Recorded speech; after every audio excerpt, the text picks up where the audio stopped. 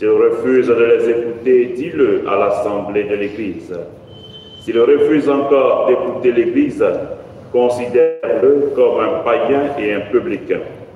Amen, je vous le dis, tout ce que vous aurez lié sur la terre sera lié dans le ciel, et tout ce que vous aurez délié sur la terre sera délié dans le ciel. Et pareillement, amen, je vous le dis, si deux d'entre vous sur la terre se mettent d'accord pour demander quoi que ce soit, ils l'obtiendront de mon Père qui est aux cieux. En effet, quand 2 ou 3 sont réunis en mon nom, je suis là au milieu d'eux.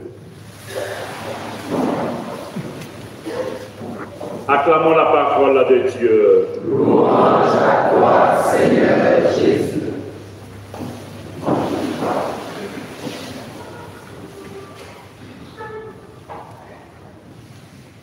Encore une fois, je vous le dis, si 2 d'entre vous sur la terre se mettent d'accord pour demander quelque chose, ils l'obtiendront de mon Père qui est aux cieux.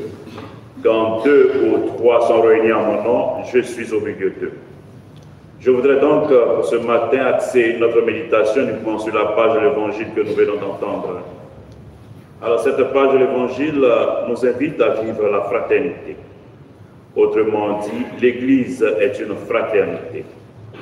En effet, il faut tout faire pour garder dans la communauté un frère qui s'éloigne. Il faut le faire avec discrétion et respect. Ce n'est qu'après avoir tout tenté qu'on pourra se résoudre à le laisser aller à l'extérieur comme un païen. Les étapes donc de la correction fraternelle sont claires.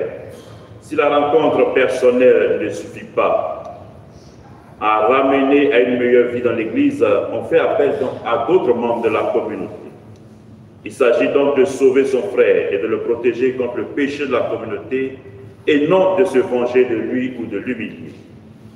Ne soyons donc pas, comme nous le disons, des quack-bateaux ou encore des faiseurs de grains. Au lieu d'aider un frère à revenir dans la communauté, nous l'enfonçons davantage. Le mot église, du grec ecclésia, signifie communauté, assemblée. Nous formons donc une communauté. On ne peut pas rester seulement seul à la maison et puis dire « je prie, il m'entendra, il m'exaucera ». La dimension personnelle existe dans la prière, mais on a besoin d'être ensemble. Sachant que le Christ est présent aux chrétiens qui prient ensemble. Il faut comprendre que le Christ assiste les chrétiens dans leur démarche qui tendent à parfaire l'unité de la communauté. Le verbe grec pour dire que les apôtres sont réunis, ou encore quand 2 sont réunis, c'est symphonosésine.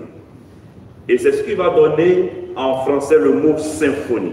Il y a donc unité des cœurs, mais aussi unité de la famille de Dieu, autour de Dieu, et unité de la famille de Dieu entre ses membres.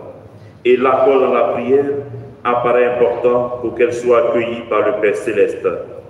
Demander donc ensemble marque déjà un pas vers l'unité de ceux qui demandent. Et c'est ce qui touche le cœur de Dieu, raison pour laquelle elle nous invite à prier ensemble. Je l'ai déjà raconté, mais permettez-moi de le dire encore à nouveau. Je voudrais terminer par cette histoire-là. Une femme qui priait tous les soirs avec ses enfants invitait chaque fois son mari à prier. Chérie, viens, on va prier ensemble. Et lui de dire, chérie, prie pour nous deux.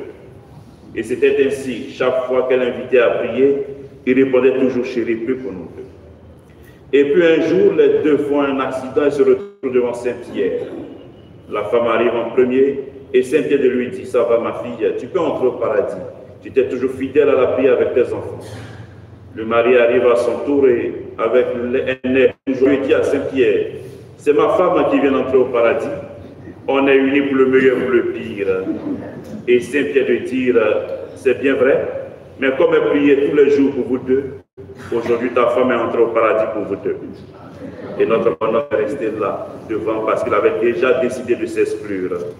Alors, chers frères et sœurs, faisons l'effort de vivre de la fraternité, dans la prière, comme le Christ nous l'a dit, quand 2 ou 3 sont réunis en mon nom, je suis au milieu d'eux.